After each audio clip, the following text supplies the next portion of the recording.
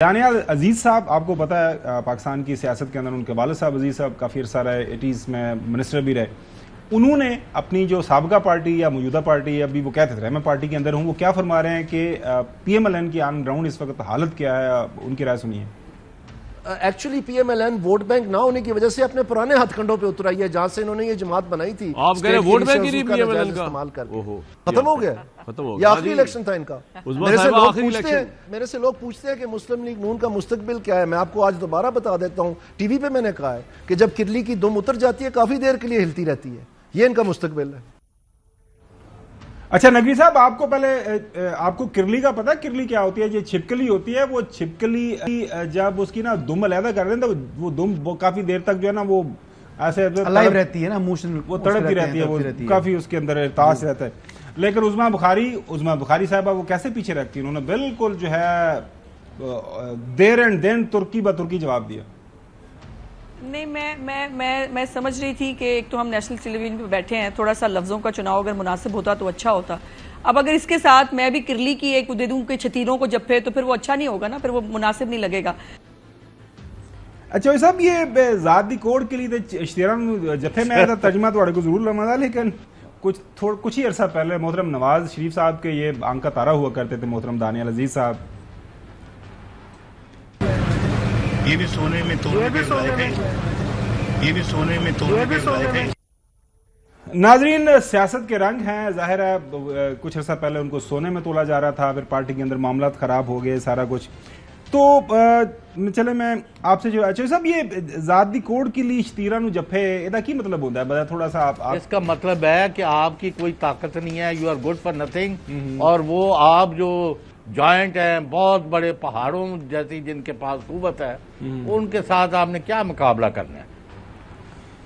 सही बात संजीदा लेते हैं कि नहीं? उन्होंने की है, जो मिसाल उन्होंने बयान की है, तो वो तो उनके ऊपर फिट होती है कि शायद वो कट चुके हैं मुस्लिम लीग नवाज से, तो जो क्या कहते हैं किरली की दुम जो है वो जिस तरह वो तड़पती है, तो वो उस तरीके से शायद वो भी वाइब्रेट कर रहे हैं। ये बात तो इस तरह उनके ऊपर भी आ सकती है। लेकिन बात ये है कि आंख का तारा या सोने में तोलने के बराबर जो नवाज शरीफ साहब का बयान था, तो मेरे ख्याल के मुताबिक इसी तरह के मुख्तलिफ बयानात तमाम सियासी जमातें जिनमें वो लोग पहले रहे होते हैं, जब वो पार्टी के साथ लॉयल होती हैं तो उनकी तारीफ होती है।